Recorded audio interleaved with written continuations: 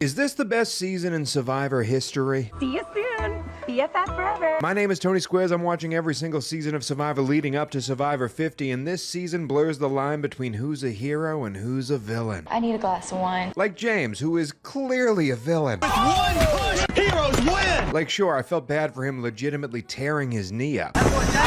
James takes a hard hit. But overall, I was ready to see him go. Then there's Boston Rob, the hero. He's getting the best of me.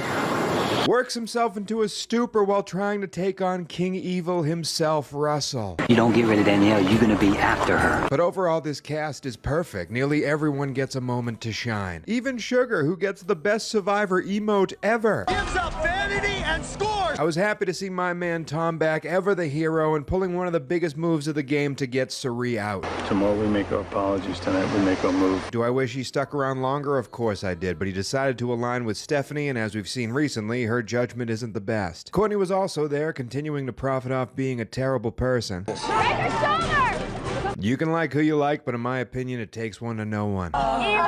However, I do love Rupert. I think he came off as the truest hero of the bunch. It sure looks like they got a woman's alliance. Now, that doesn't necessarily make him a good player, but I was certainly rooting for him. Speaking of rooting for, old man Colby had a rough go of it. Tell me what you want. From getting bodied by Tribe to the bottom of his alliance, the villains were keeping this man around because he was easy to defeat. That's Colby we're talking about. I was watching Treasure Island. But he still had some key moments of vengeance. I can honestly say I'm proud of the way I played this game. Can you? Which brings me to another true villain, Candace, who once again mutinies on her tribe mid-season. She killed us. Yep, she killed us. Candace and Sandra, after the merge, have a moment where they can turn the entire game on its head, and instead they're too stupid to figure out how to do it. Tell me who you want out, please. It's an extremely selfish and harebrained decision, but it's not the most selfish and harebrained decision.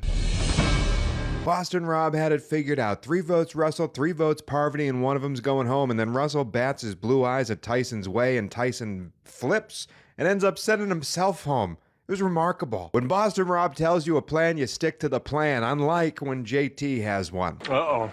JT's got a plan. I've buried the lead long enough. Listen, JT, loved you during your season. This was one of the stupidest things I've ever seen. I gave him a hidden immunity idol. He votes out Parvati. Giving the idol up is one thing. I understand the strategic element of it, but writing the letter and then having Parvati read it to camera afterwards, it was like watching a high school bully perfect his craft. What is wrong with him? Like, I cannot believe that kid won. The craziest part is it almost still worked, but instead we saw the best strategic move in the history of Survivor, which brings me to part 2 of this breakdown, where we see the biggest robbery this game's ever seen. Follow me if you like Survivor.